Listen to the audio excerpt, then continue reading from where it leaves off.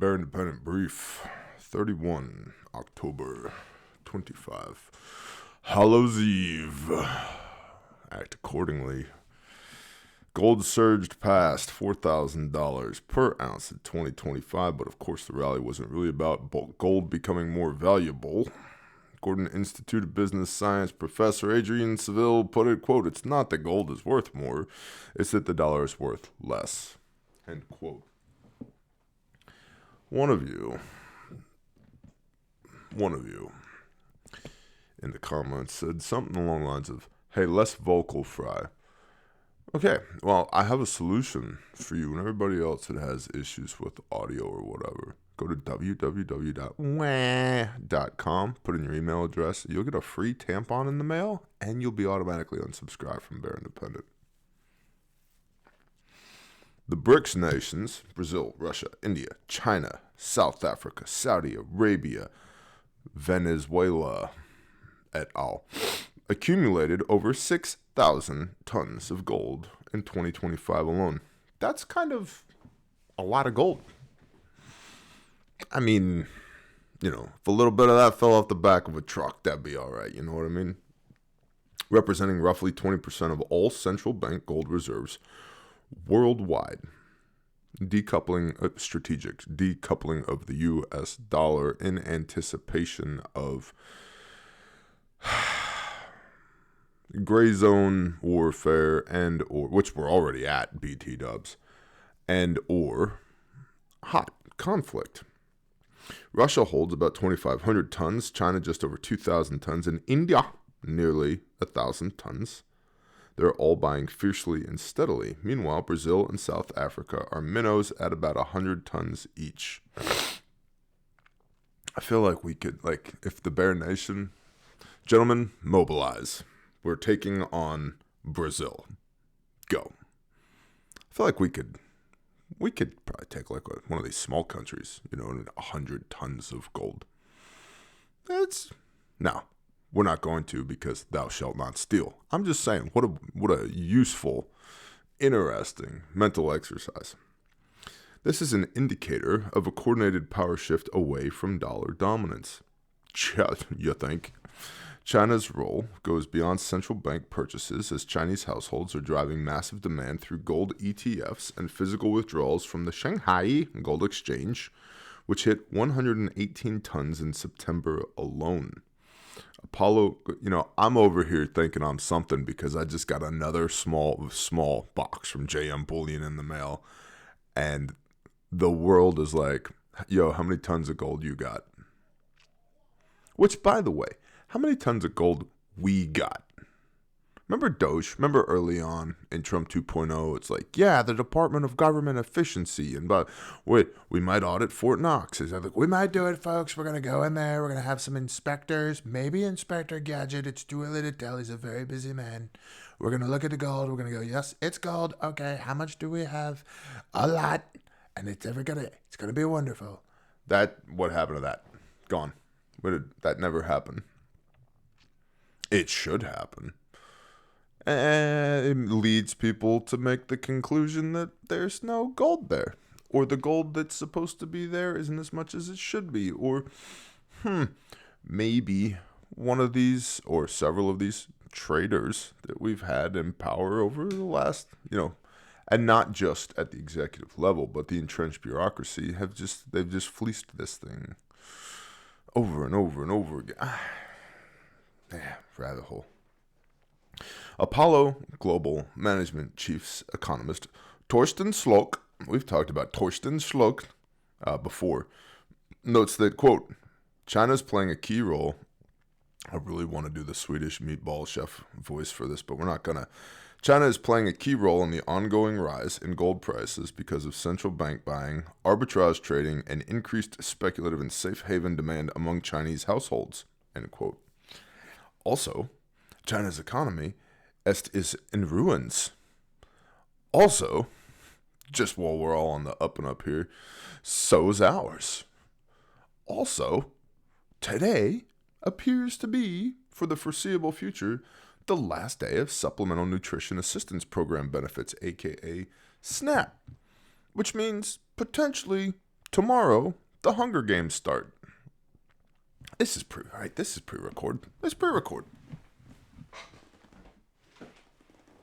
It's a pretty good tool for the Hunger Games for those who are consuming passively. I'm holding up a 20-inch barrel cylinder bore pump shotgun in 12 gauge, loaded with double-aught buckshot 9 pellet.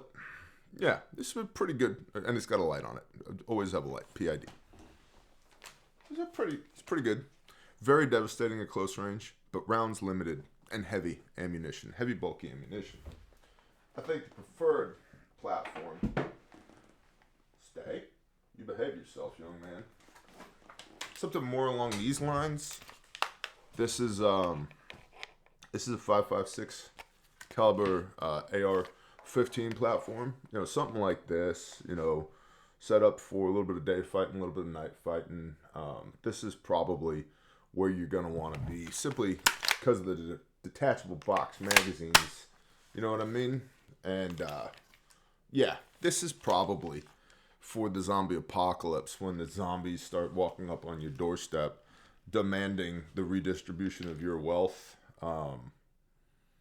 Just, you know, shoot, move, communicate, sustain.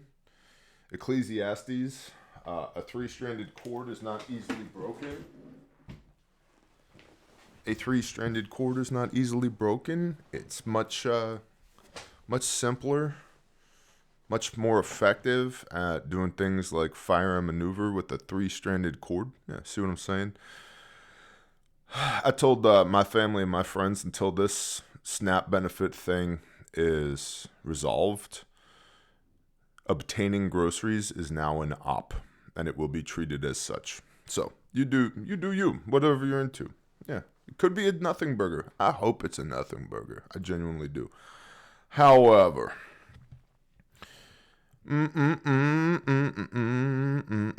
of course, historical context matters, since before 1914, money was backed by gold. After World War II, the Bretton Woods system made the dollar as good as gold. Asterisk. Then in 1971, Nixon ended dollar convertibility to gold entirely, giving us fiat currency, money backed by nothing except collective belief. Seville ran some back-of-the-envelope calculations. If we returned to a gold-backed system like 100 years ago, gold would need to hit $101,000 per ounce to fully back current money supplies. Talk about devaluation of the U.S. dollar. Now, I'd be okay with gold at $101,000 an ounce, but I don't think that's going to happen. But it just illustrates how little the U.S. dollar actually has in value these days. It's funny money. It's make-believe. It's backed by the full faith in the United States government. Full faith? Anybody here have full faith in the United States government? That's delusional. If the BRICS bloc launched a gold-backed currency with their current reserves, he estimates gold would need to reach just $6,500 to $7,000 per ounce to make that system balance. Ooh, that's quite the disparity. That's about 14 to 1 right there. Ooh, me no likey that.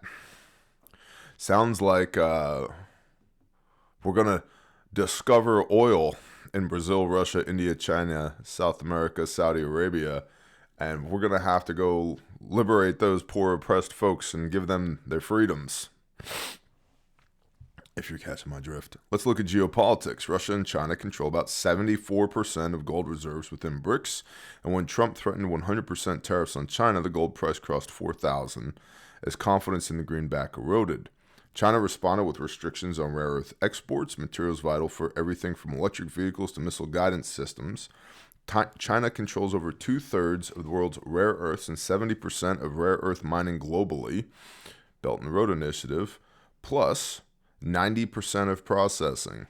They've already used this as a trade weapon, forcing Ford to pause production in Chicago back in June when exports were suspended. The U.S. has scrambled to secure alternative rare earth supplies through deals with Australia and Canada, recognizing the vulnerability of concentrated supply chains. It's more like a certain regime in the U.S. inherited the vulnerability of the supply chains because certain previous regimes have sold the country out. My take. Also, we're going to war. It's just a matter of when. And when we do, there's a lot of tech that is going to be incorporated into this coming war, which is why you see the Department of Defense investing, which I don't necessarily love from a conceptual standpoint, investing in things like rare earth minerals, smelting processes, AI companies. We're starting to incorporate, literally and figuratively, industry into the defense system. We've always known we've had a military-industrial complex, but it's becoming more overt. As one Australian official noted, quote, countries have realized that they can't afford to maintain such concentrated supply chains in any country, but especially not in China. The $13 billion U.S.-Australia rare earths deal, announced on the 20th, is an attempt to break Chinese dominance, but closing that gap will take years, given China's multi-decade head start. At this rate, global central banks will soon hold more gold than U.S. dollars. That will spell a fundamental reshaping of the global monetary order. Expect a reset. It is possible. It is possible. Asterisk. As soon as early 26. At this rate, global central banks will soon hold more gold than U.S. dollars. That will spell a fundamental reshaping of the global monetary order. Whether this leads to a formal gold-backed BRICS currency or simply continued dollar weaknesses, the era of unchallenged dollar dominance is coming to an end, and those holding physical assets are positioning themselves for whatever comes next. That is the written brief. There is so much extra intel. Holy cow. Bear Independent bonus intel. First, thank you to everyone at Patreon. You can link in the description. Go to bearindependent.com. Click the link to Patreon. We had an excellent 3-hour-long live Q&A session last night. Love the patrons. They're the economic engine of the Bear Nation, and that's where you will find the exclusive pre-recorded content as well as the weekly live streams. And Patreon has a free tier that is forced upon content creators. I have nothing at the free tier. I never have. I never will. So if you join Patreon, please don't join the free tier. It's $10 a month, and it's unapologetically $10 a month. It's the best $10 you can spend on the internet. So thank you to everybody who's already on Patreon, and you might consider joining Patreon. That's where all the good stuff is. You guys know, refugemedical.com, and of course the creator of the universe, Yahuwah our Elohim, the Lord our God, who has allowed us to wake up today and put breath in our lungs. Sir, we are appreciative. Thank you. Bonus intel. Brother-in-law is an E6 tech sergeant at the Air Force Base Moody in Georgia. He got word tonight that he's supposed to inform his IRF to be ready for deployment. Final decision happening this morning. Not sure if this is about Venezuela or any of the other conflicts. He said this has happened a few times in recent weeks. IRF gets ready and it ends up falling through. Could be something, could be nothing. There's a lot of, it'd be a little conflicty out there. Next, Australia's National Security Agency has launched a public awareness campaign to educate the population on what to do in the event of an attack. The message, in case of a terror attack, escape, hide, tell. I read this as flee, cower, snitch, but have to keep in mind that it is aimed at a population that has had many of their firearms taken away back in 1996. Aussies have been conditioned and disempowered to confront bad people with anything more intimidating than our bare hands and stern words. As an example, our most left-leaning state, Victoria, has recently introduced a ban on machetes in response to rising gang crime rates. Listen, Britain and former British protectorates have got to get this shit figured out, and have got to get it figured out real quick. First of all, to our brothers and sisters over there are way more of y'all than there are of your air quote leaders. Second of all, the world that is coming is not going to, will not tolerate how simply nice you people want it to be. And you'll be slaughtered. Slaughtered. You need, real quick, now you can do whatever you want. That's just the way I see it. But real quick, you have got to overturn this real nice mindset. And, ostrich mentality of sticking your head in the sand and pretending that things don't exist. Pick violent extremism of any type. If somebody decides we're in a deadly force engagement, the only way that you win that is by being better at deadly force than they are. And if your deadly force has been taken away from you, and this goes for us too, Americans, has been taken away from you, you die. You lose. And the cops aren't going to handle it. And the national state police aren't going to handle it. And the EMS personnel aren't going to handle it because they're going to be overwhelmed too and probably targeted first. And frankly, there's not enough of them. And most of the ones that there are aren't that good. We train cops, depending on which department we're training, somewhere between 50 and 80% of the department, I don't want to be around with live weapons. Then we have to go to a train-the-trainer model where we train the 20% that it is okay to be around with live weapons, and then they train everybody else. Okay, and these are badged law enforcement officers. So, thinking the cops are going to handle it. And this is not me knocking the thin blue line. Ask any cop, they'll tell you the same thing. Okay? It's just facts. And when we train these departments and we start talking about what an asymmetric threat would look like, there is disbelief and gasps when I start detailing what the threat could look like. How I would attack them. They're shocked. Absolutely shocked. You throw one dummy grenade into a scenario and watch people's OODA loop freeze up. One dummy grenade. I'm like, that is 1/1,000,000th of what, if I was the bad guy, I would do. So, in any event, Victoria introduced a ban on machetes in response to rising gang crime rates. Millions of taxpayer dollars have been spent on secure bins where people can voluntarily hand in their machetes or similar long blades. Not sure how successful the hand-in has been, but I'd bet money exactly 0 criminals have given away their weapons. The terrorism threat in Australia was raised from possible to probable back in August 24, and more than a year later launches this public awareness campaign. Maybe that's just the speed of bureaucracy, or maybe the big they are aware or planning for a bit of everything, everywhere, all at once to happen in Australia. Australia is one of the theaters of war. Everything, everywhere, all at once. Thank you, Bear, for all you do. Blessing to you and your family, everyone at Bear Camp, as well as the members of Bear Nation and Bear International. I love it. Next, I don't know if it's relevant or not, but I noticed something this morning that I thought was worth mentioning. I work directly in one of the flight lines at MacDill Air Force Base in Florida. Normally F-16s fly over all the time, but today the sound was different. When I looked up, I saw F-35 fighters flying out. Could be something, could be nothing. Interesting data point. Thank you. Next, I'm a cyber threat analyst for a root ISP in the USA. Think AT&T, Lumen, Verizon. We've been fighting an uphill battle tracking threat actors based on in PRC, People's Republic of China, with our Cisco ASAs with both persistent and zero-day vulnerabilities. I feel like I've seen this somewhere before. I might have heard this somewhere before. Indeed. Yesterday, without meaning to, I might have gotten into a little spat with Sarah Adams. Super bad. That was completely unintentional.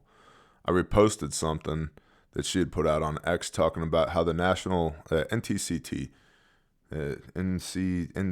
National Counterterrorism Center, NCTC, had put out a warning about the 5 million potential bad Islamic actors in the United States of America, and a new call for jihad domestically here in the Estados Unidos. And what I reposted that, and I said, okay, this is gaining traction now that the National Counterterrorism Center is calling or is shining light on this. Sarah Adams' reporting is no longer single source. Okay, so we're beginning to get a multitude of witnesses here. And that apparently pissed her off when I posted that because, and maybe I was reading it wrong. I'm willing to admit that as well. But it appeared that, she was like, well, you're not a collector, and that, the 8 different nations have been asked. And I was like, whoa, simmer, chica. I'm on your team. I'm not trying to pick a fight with you. And I have said for a year and a half, worth paying attention to these threats that Sarah Adams talks about. But she's the only one talking about them because it would be career suicide and potentially real life, very, very dangerous for anybody else in the know to corroborate her information. But because it's uncorroborated, therefore, we have to treat it as such. But I'm on her team. Okay, ideologically, we don't know each other. So, National Counterterrorism Center did issue those warnings yesterday. And that does add validity to what she's been saying. Not to say that it's ever been invalid before, but it's very hard to corroborate because the intelligence community is not just going to come out and be like, remember the 52 IC personnel that were like, yeah, Hunter Biden's laptop is totally Russian disinformation. Remember that? That's a clear indicator that something's up because 52 people from the intelligence community do not just come out and corroborate something. Okay, see the compare contrast here between Hunter Biden's laptop and this potential domestic attack, 9/11 2.0. So just to clarify here, I've never been anti-Sarah Adams. I'm not currently anti-Sarah Adams. And her analysis parallels mine concerning this, and the fact that the National Counterterrorism Center is now openly disseminating this information as warnings to law enforcement is definitely an indicator. And I wasn't trying to stir the pot, sister. Chill. Okay? Let's be friends. Let's be homies. Everything's good. Now, back to things that I've heard somewhere before. I'm a cyber threat analyst for a Root ISP in the USA. Think AT&T, Lumen, and Verizon. We've been fighting an uphill battle, tracking threat actors based in the People's Republic of China with our Cisco ASAs with both persistent and zero-day vulnerabilities. Think AT&T, Lumen, and Verizon. Persistent and zero-day vulnerabilities. Cisco won't patch them as of yet, though it is a bit of legacy equipment-wise, and CISA, Cyber Information Security Agency, is slow to push out alerting on those devices that the whole industry utilizes, as in park systems, water systems, electric systems, natural resource routing systems, natural gas and oil. To say that there is a compromise is just the tip of the iceberg, and all trail leads when tracking the threat actors reach back to liminal panda actors. This is on top of actors popping telecom in the EU, area of responsibility, cult telecom ransomware, that we get tasked to assist with. The activity is not decreasing by any means. I just spent the weekend with Ben Davidson at Observer Ranch, and I had to insist that the pole shift is a threat in the future. I think that our infrastructure is going to be popped way before anything from the sun blasts us with how ingrained our enemies are within the system. Doing what I can to keep big critical infrastructure safe in the back end, but if you're not ready for disruption, you're doing it wrong at this point in time. I've been saying for 8 years, it's not if, but when the grid goes away. It's not if, but when the grid goes away. And the window of opportunity to adequately prepare for the threat that represents grows short. Do the things. And to the person who sent this intel in, thank you. Excellent. Please continue to send more. Next, I work with explosives, and I just got this email from the ATF. ATF alert, attempted federal explosive licensee theft. This is an important message from the Bureau of Alcohol, Tobacco, and Explosives. We recently became aware of an attempted theft at a federal explosives licensee premises. Individuals representing themselves as contract carriers made multiple attempts to pick up a shipment of explosives. Please ensure that you're obtaining... See, I will repeat again here. Everybody is thinking, oh, a bunch of sand boogers from the Middle East. I'm being very, very, very polite with that terminology. Are going to, AKs, maybe some suicide vests, blah, blah, blah. No. Significantly more complicated, asymmetric, and dangerous. And why do we care about Islamic Jihad? And what does that have to do with China? They're all in bed together, as are the cartels in Mexico and Central and South America. Do you remember that Customs and Border Patrol has identified myriad tunnels under the border constructed in the exact same methodology as the tunnels that Hamas uses in and around the nation-state of Israel? Do you remember that bit of intel? Do you remember that Hamas fighters have been fighting with the cartels and that the cartels have been fighting with Hamas? Do you remember that both of those individuals or groups of individuals have shown up with Russia in Ukraine? Why? It's training. They're gaining knowledge and expertise. Where do the precursors for the chemicals that are producing the drugs that the cartels are running come from? China. Belt and Road Initiative. Who owns the infrastructure in a lot of these countries? China does. It's everything, everywhere, all at once. Everything, everywhere, all at once. So China attacking digitally the infrastructure, the grid, which then takes off, transpo, fuel, communications, the internet is gone, medical, municipal water, et cetera, et cetera, et cetera, et cetera. Everything. Modern life as we know it is gone. We're back in the 1800s, like that fast. Okay? At the same time that the jihadis go hot domestically, at the same time that the cartels that already have network, safe sites, pre-planned routes, munitions, right, they go hot at the same time. At the same time as external attacks on the homeland. At the same time as attacks on our allies elsewhere, like, Oz, and many, many other places. At the same time as actual war, hot war in multiple theaters. Everything, everywhere, all at once. You're not thinking big enough and bad enough on what the threat profile looks like.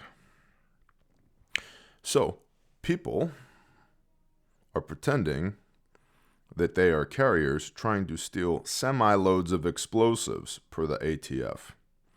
Next, West Virginia jails overcapacity with ICE detainees. Tensions continue to rise inside West Virginia's correctional system as 3 state jails, including the Eastern Regional Jail in Martinsburg, are now over capacity. Originally, only 48 beds were set aside for ICE detainees, but as of today, 75 individuals are being held, pushing ICE facilities beyond their limits and adding pressure to the already strained resources. State Delegate Hollis Lewis of Charleston voiced concern that many detainees suffer from mental health struggles and lack proper support or access to needed services. He added that transportation delays and complex deportation processing are keeping some behind bars longer than necessary. You don't Care Bear? You're not a Care Bear? There's no rainbow shooting out of your chest on this one? Listen, there's 420 DHS-sanctioned beds for juvenile human trafficking survivors in the country, and that's a number on paper. The actuality is it's really 80 beds, and 17,000 kids a month go missing in the United States of America, including an attempted abduction not far from where I'm sitting here yesterday. 17,000 of our kids per month, so forgive me if I'm a little wah for the ICE detainees. I couldn't care less. And nationwide, just so we're all on the same page here, nationwide, ICE has 70,000 beds. 70,000 beds. And there's 420 on paper for juvenile human trafficking survivors, and only 80 of them are functional and real. So, we're almost at 1,000 to 1 for people that need to go back home versus children who have been stolen and exploited here domestically. Next, I have a friend who's a law enforcement officer in Ohio, and he is working part-time for Walmart starting next week, where he will be stationed at the door and not allowing people to carry a firearm in the store as it is a private establishment. Well, that's gay.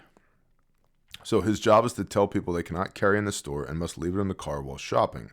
That is his only job. He was told not to stop shoplifters as they don't care about that. Food pantry intel. I'm a volunteer at South Texas Food Pantry. 3 years ago, it was a busy week when we served food to 100 families. Now it is normal to have 300 families a week being served. We had a meeting last week in regard to cutting of SNAP benefits and the upcoming Thanksgiving. We decided to go ahead and prepare for a 20% increase to 360 families per week. This is going to put a financial strain on this pantry because we are non-governmental and Christian-based. We take zero money from the government and rely solely on donations. Good. The Father will provide. God has blessed us with a surplus, and He always met our needs. God will provide and will see us through this. Amen. Next, I live in Northern Virginia, D.C. corridor, and what is get the hell out of that place and relocate to another part of the entire world. Doesn't matter where you go because that's primary target numero uno. Considered Data Center Alley in the richest county in America. In 2025, Loudoun County, Virginia ranked as the richest county in America. I can personally attest to the fact that our food bank ministry has seen year-over-year usage increasing for the last 3 years. We're now providing boxes of food to roughly 100 families a week. This may not seem like many, but we are one of, if not the smallest food bank ministry in the entire county. The wealth level here is somewhat of an illusion. We have the mega rich, then a small amount of upper middle class, then the bulk of folks sitting in a very tightly squeezed middle, barely hanging on, and are one bad break away from being unable to pay the bills. Most folks in this range are overextended and bouncing on a debt bubble. Lastly, we have the working poor who service the upper two tiers and the homeless. I can also share that homes are sitting on the market for much longer than they were just a few years ago and during the peak periods of 2016 to 2021. More shops and restaurants are closing than opening, and even the new home construction that was booming just a few years ago has slowed. The only thing going gangbusters these days are data center build-outs. Gross. Next, I worked for a food bank at a church these past 6 years. The church is my physical next-door neighbor these past 25 years. We serve 125 families, 200 plus people. Pickup is weekly. The line stretches around a good-sized church parking lot, and it takes over an hour to distribute the food. The number of families served went down at the beginning of Trump 2.0, possibly from short-term economic boost, but it's coming back up. Next, food is secured from Second Harvest Food Bank of Northwest North Carolina, Winston-Salem. We get a monthly government TFAP load, 11 to 16 pallets in a 26-foot truck, as many as 11,000 to 19,000 pounds, sometimes pushing the gross vehicle weight to its limits. We ordered 2 pallets of frozen meat, enough to fill up 3 commercial stand-up freezers, 2 commercial stand-up refrigerators, as well as some chest freezers and some kitchen overflow. Second Harvest also provides us quite a bit of canned meat, an enormous amount of staples, and a lot of canned fruits and vegetables, and a lot of dried fruits and nuts. Some of this is purchased as at a bargain price. Most of it comes free. Making a note. I'm losing my voice, y'all. I made a lot of content yesterday.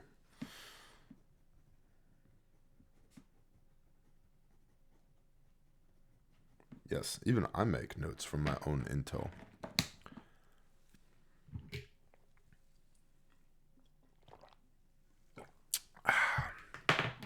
We were getting supplemental fresh produce weekly, 2 pallets, even an occasional pallet of 180 half gallons of milk, but all this has gone away.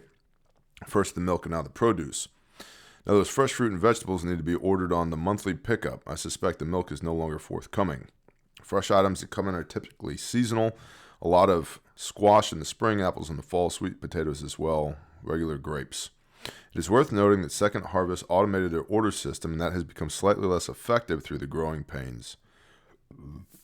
Next, the church food bank gets supplemental drop-offs from other local agencies, and the church cooks meals for a homeless shelter. We share from time to time with other food banks, particularly stuff that will not last the week. The food bank has been able to pick up weekly goods that are aging out from grocery stores, typically baked goods, prepared salads, sandwich meats. The food bank has been able to pick up weekly goods that are aging out from grocery stores. While we do get boxes of mac and cheese, for example, from third-party agencies, little of what we get from Second Harvest could be considered hyper-processed foods, like dry cereals. We typically keep whatever flour, baking supplies for distribution during November and December. We used to cook on site at a homeless shelter, but COVID put a kibosh on that. Now food is cooked in the church kitchen and delivered. I used to be involved in that. I think it's about 60 or 70 meals. Next, I volunteered to help a warehouse for a local 501c3. We put food in backpacks and send them home with kids on Friday. About 300 kids participate in the county. Here are a few items of note. 1, a large peanut butter manufacturer used to send jars of creamy peanut butter per kid per month for over 3 years. They canceled this donation in September 30. 2, financial giving to the organization has dropped 60% over the last 2 years. People just aren't writing checks anymore. 3, a local grocery giant has been selling the organization food at cost and will now limit cost purchases to a couple of staple items. 4, because of decreased donations, the organization is considering making changes, fewer students participating or less food per student. 5, with the looming SNAP EBT shutdown, the decision was made by the board to double up food per student to be sent out this week. This will put the organization in serious doubt about having enough food for the month of December. Next, I work with a local homeless shelter in Monroe, North Carolina. We run a monthly food bank, and over the past couple of months, I've noticed that the demand has stayed pretty consistent. As of our most recent food bank, October 21st, 25, there weren't many new people attending. It was relatively calm and on par with the usual turnout. And last, I volunteer at our local rural Texas food bank. We supply clients weekly and have actually had a slight decrease the last month or so in the number of families. Someone suggested the decrease is due to fears that ICE could show up. We give groceries on Mondays and collect donations and buy food 6 days a week from local stores. I will let you know how Monday, November the 3rd goes. Yeah, I would like to see if there's any increase in clientele. Thank you for providing that extra intel. Intel at bearindependent.com. Intel at bearindependent.com. Intel at bearindependent.com is where you email your intel. Again, shout out to the patrons. Shout out to the Most High. RefugeMedical.com. It is the last day to buy a piece of cake. If you got $5 and want a chance to win over $2,000 in prizes. Listen, the prize is really just me wrapped up in a giant box. And when you open the box, I'm going to pop out and sing happy birthday to you, Marilyn Monroe style. Happy birthday, Mr. President. Yeah, that's the prize. That's all you win. But you get to see me in a dress and a wig, so it's going to be excellent. What else? We got training coming up November 9th, 10th, and 11th. A couple of seats left in that class. Highly recommend that you attend. That's the Train the Trainer class with a little sneeze in there. RefugeMedical.com. Click the training tab. And, we make the best kits on planet Earth, and we do that so that you can get back home to your family again, not just in the coming unpleasantness, but in everyday life. And so please don't sleep on medical preps. The reason I started Refuge Medical was because I couldn't find adequate medical preps for me. And I was, after purchasing crap from everybody else, I was like, there's got to be something better than this. And there wasn't. And so we created Refuge Medical. Med preps are one of those things that The world does not need to end in order for them to be valuable. So regardless of whatever the threat vectors look like and the intel analysis is, we all engage in statistically the most dangerous thing that Americans do every day, which is drive. Okay, 120 fatal car wrecks a day in the United States of America. Don't be one of those people. 75 to 90% of trauma patients, which means critical bleeding, die before they reach the hospital. And so that's the statistic that we are trying to affect. You don't want that to be your wife, your kids, your loved ones, your friends, your employees. So have a good kit, know how to use it. If we can assist you with that, refugemedical.com. Call the store, shoot us an email, or use the chat function on the website. If we can serve you in any way, we will. Stay frosty out there, boys and gerbils. I'll see you when I see you.